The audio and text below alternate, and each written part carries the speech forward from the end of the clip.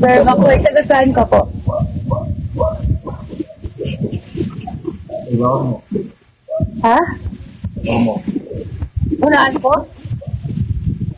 Ormok po. Ormok. Sorry. Minsan din ako.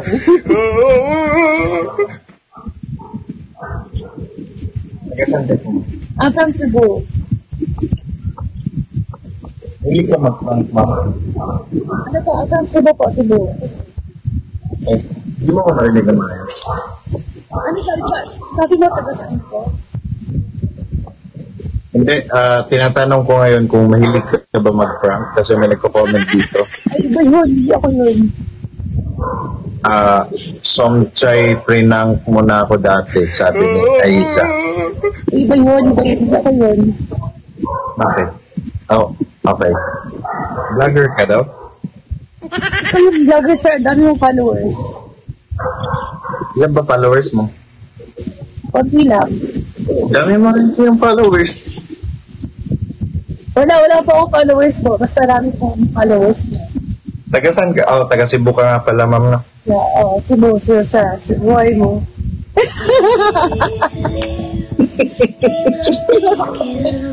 Hindi mo akong ginaganyan. Wait ka. Jail officer ka po ba? Hindi, dati ako nasa kulungan. Gusto mo ako hulihin? Papahuli ka. Gusto mo? Sa aking mata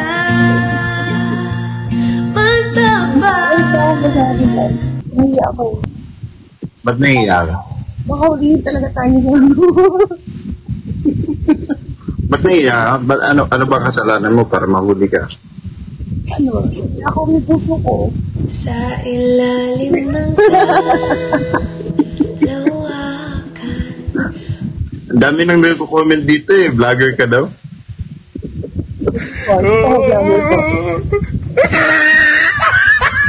Pero yung totoo po, sige na, sabihin ko na lang. Ano? Vlogger po.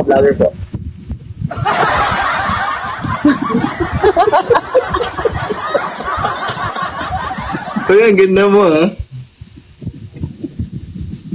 Ano si sir, bawal sir, bawal na. Anong bawal? Bawal na po, baka makulong ako. It's your smile, your face, your lips. Ulitin mo nga. Kaya rin po. Those